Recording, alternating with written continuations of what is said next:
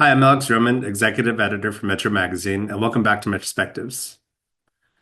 My guests today are Rashidi Barnes, CEO for Tri-Delta Transit, and Maggie Pears, Managing Consultant for the Center for Transportation and the Environment. They join me today to discuss the rebranded California Transit Training Consortium, which was formerly known as the Southern California Transit Training Consortium, the need for technician training, their plans to make training programs available on a national scale, and much more. Obviously, technician training is a topic that's near and dear to everyone's heart. This is a great conversation with Rashidi and Maggie. Hope you enjoy.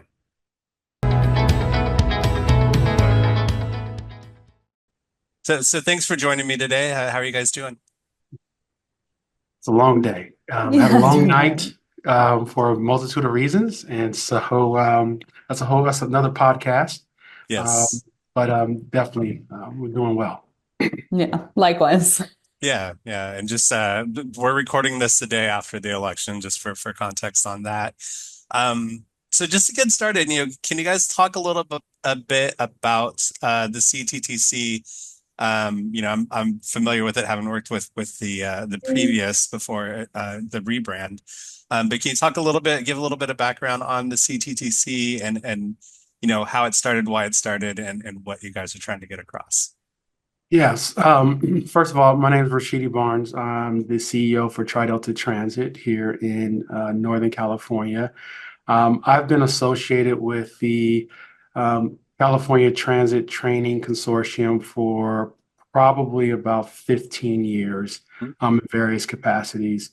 I used to work at a transit agency in Southern California, and that's where I became very familiar with what then was called the SCRTTC, Rolls right off Southern the tongue. California, right, Southern California Regional Training Transit Consortium. The founder, his name was Jim Ditch.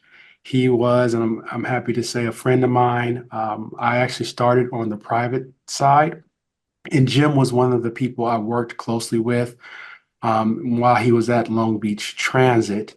And as I remember, his whole goal with this program, in which we're trying to mirror, is preparing our technicians and mechanics for the changing workplace, specifically with zero emission. So back then, it was focusing on the transition to CNG or propane in Southern California at the time.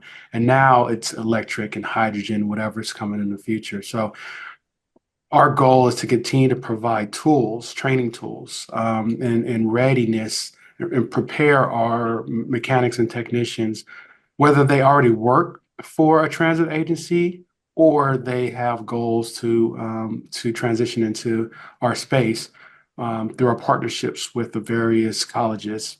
So that really hasn't changed in the last 20 years. And his vision to me still powers our organization. Great. And Maggie, can you talk a little bit about your role there? Yeah, so I'm Maggie Pears, the Executive Director of the California Transit Training Consortium. I have been with the organization for just about a year now, and I am housed within CTE, Center for Transportation and the Environment. So about a year ago, CTTC put a call out for proposals to provide management services for the organization, and CTE won that bid to provide those services. So I'm housed within CTE, and what we're bringing to the table for CTTC is that expertise in zero emission technology, especially in the transit space. And like Rashidi mentioned, our programming has, historically involved lots of different technologies, but we know the future in California is zero emission. So CTE is able, through me and through the support that I get at CTE, is able to bring that zero emission expertise into the work we're doing with the consortium. Great. And can you talk a little bit about kind of the transition from the SCRTTC? I got that right the first time. And and a little bit about the reasoning for the rebrand. Yeah, so and I should say I'm the chair of the marketing committee, and so I've been at the forefront of this transition and rebranding. As the organization has grown, we knew that it was a time this was the right time for us to move north. The majority of our Operations have been in Southern California because that's where it's originated. But as you're aware, and your listeners are aware, there's still 100+ agencies in Northern California, depending on where you draw the line at. With that said, we want to be more inclusive, but also be able to provide content that's not only focused on what's happening in Southern California, but also happening throughout the state. Yeah, and to add a little bit to that, about 2 years ago, maybe 2.5 at this point, the board actually made a full resolution to commit to expanding the services statewide. So before that, the Southern California Regional Transit Training Consortium had slowly pulled in, a few members that got out of that Southern California area. But when the board saw the need across the state and the organization had scaled to a point where they thought they could deliver that successfully, they made a commitment to expanding statewide and filed an official DBA to change the name from the Southern California Regional Transit Training Consortium to the California Transit Training Consortium. And so that was a big piece of the rebrand, is making sure that the new brand fits the new mission, which is statewide services.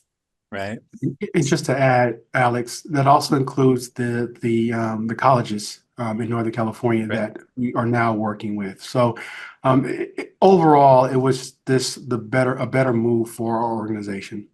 Right. And Rashidi, the agency that you used to be with, if I understand or if I remember correctly, was intimately involved with this process. I mean, there being a college, right down the street from the transit agency. Can you talk a little bit? I mean, being involved from the beginning, or almost the beginning, like you said, 15 years. Can you talk a little bit about the growth of the SCRTTC and how you were kind of able to make this program effective and grow it, and also kind of what you're looking at to keep that growth going, moving forward? Yeah, so today's growth is really dependent on what we're hearing back and the feedback we're getting back from the participants. I think in the past, that was one of the things that we did not focus on enough.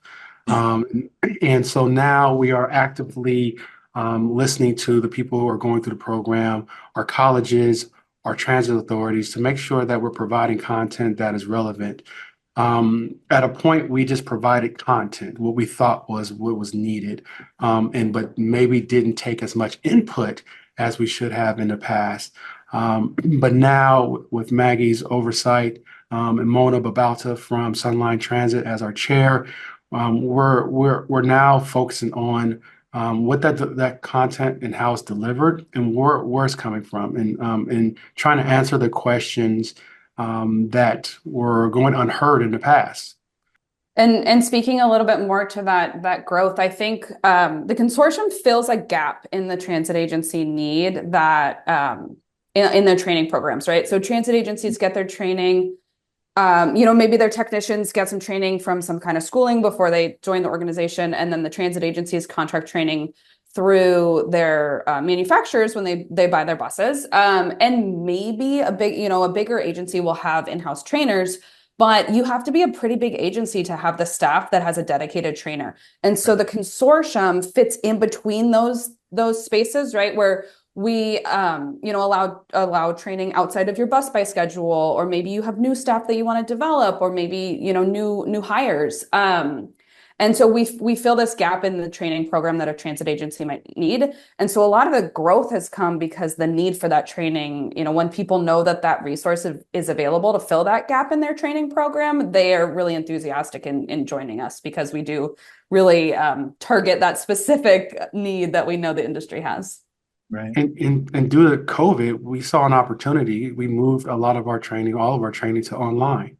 And so there's also an opportunity there for those folks who cannot make it to the classroom or a classroom setting to now take the same level of training online.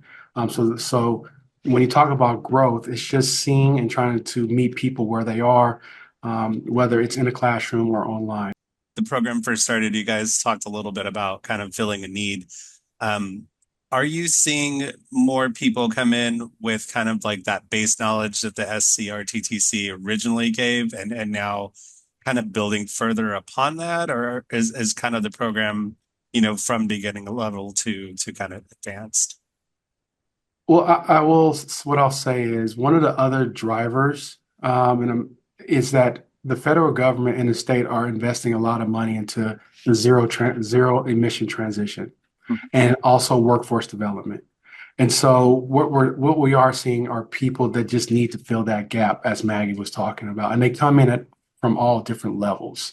And it could be just a refresher course on breaks, but there's a lot that still needs to occur for us to make sure that we build the correct curriculum to meet those people's needs.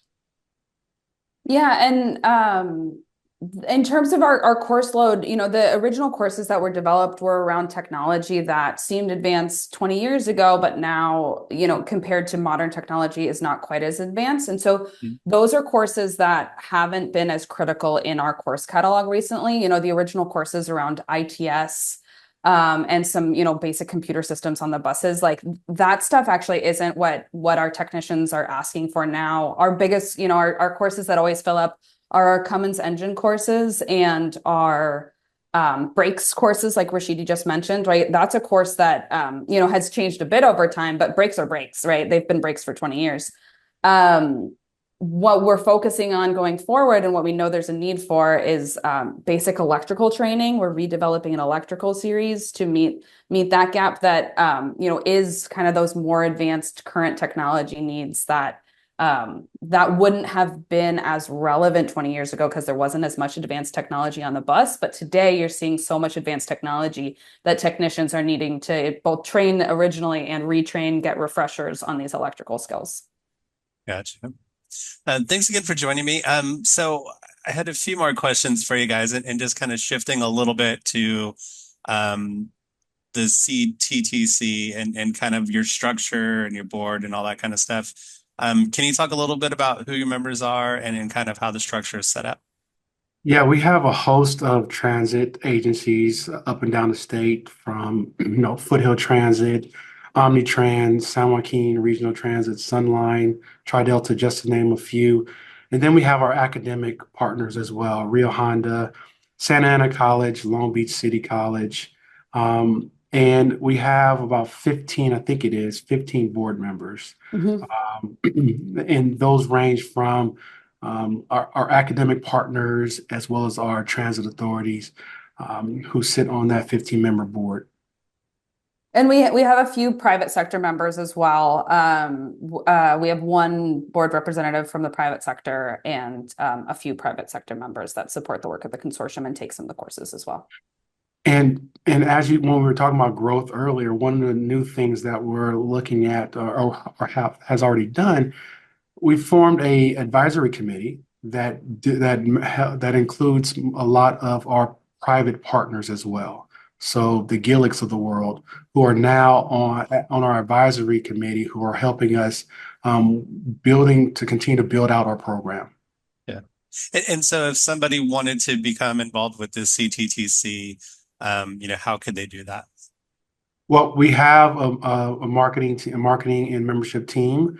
That person would just reach out to myself or Maggie, and then we would just discuss on how what the process is, and then talk about how that person or that agency or that vendor could be a part of the CTTC. Yeah, and our membership benefits are really geared specifically towards this industry segment that each of our member groups come from. So the benefits for a transit agency are going to be different than the benefits from a college that are going to be different from the benefits from the private sector. And so we kind of meet individually with those folks to make sure they understand the give and take, because we do it's a consortium where we expect a little bit of participation too. It's fine to just take the courses if that's all you need, but we'd love for you to sit on our education services committee and actually drive a little bit of our programming to determine what courses we need to develop and understand the needs of the industry. We'd love for you to sit on our finance committee to, keep an eye on our 5-year budget. So we do try to find ways to involve our members as they join the organization if they have the capacity to be involved on a higher level. Gotcha. And speaking of being involved, I understand the group is also involved in kind of giving back to the transit industry. Can you talk about some of the other things that CTTC is doing? Yeah, so we have a scholarship fund, and that's originally where, with Jim's, one of his missions or goals were for the organization was for us to provide scholarships to those individuals who are looking to continue their career in the public transit space as a technician or mechanic. And we've given over, I think it's now $200,000, and I butcher that, but around over $200,000 over the last 20 years in scholarships to individuals who want to continue their education in our field. So that's one of the things that we do, and those funds are typically raised through the annual Jim Ditch Golf Classic that is held in concert with the CTA conference historically. Um, and we, through a partnership with the CTA, we make sure that we um, have fun. I mean, our industry is so heavily focused on just working and driving. No pun intended, but Right. we definitely want to enjoy ourselves as well, but also raise money for a good cause. So can you guys talk a little bit about what's next? I understand that there's a relaunch plan for CTTC with the rebrand and everything. Can you kind of talk about that and maybe some of the plans for the future, short term and long term?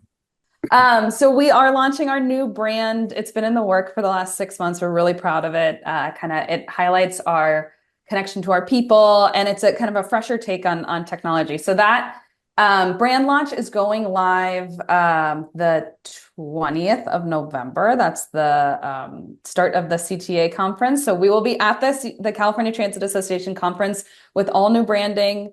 And part of the celebration there is that we're really focusing on, this is our 20th anniversary year, and so we're celebrating all the work we've done over the last 20 years to grow statewide, to develop. We've developed over 45 courses over the last 20 years. And we're really grounded in the vision we have for the future that is, making sure our technicians are prepared for zero emission technology and making sure our community colleges have the support they need to get their students on board with zero emission technology and the zero emission industry. So we've developed over 45 courses over the last 20 years. We have a plan to develop about 20 more courses over the next 5 years. So we are trying to do a lot of work in the next few years to really fully commit to zero emission and make sure we're supporting our transit agencies in that. And that's part of our relaunch is, we're really excited to be joining this modern technology and advancing clean air throughout California and the new clean economy. And just to add, one of the other things that the group is looking at is advocacy. We believe that's very important at a federal and state level for us to be able to advocate for additional funds to support workforce development and upscaling. So those are things also that we, from a marketing perspective, are looking to do or achieve as well. Right. And with so many people looking at workforce retention, I mean, this can really be a key driver for that, correct? Correct. And we have seen that, providing individuals with those tools, they tend to stay a little bit longer at an agency. And all agencies, no matter if small or large, have technician issues in terms of finding the right people. If we, from our perspective, can help train and upscale those people, then we think we're supporting our agencies or supporting the folks who need it the most. Great. Well, thanks for your time today, guys. I appreciate it. Thank you so you. much for having us.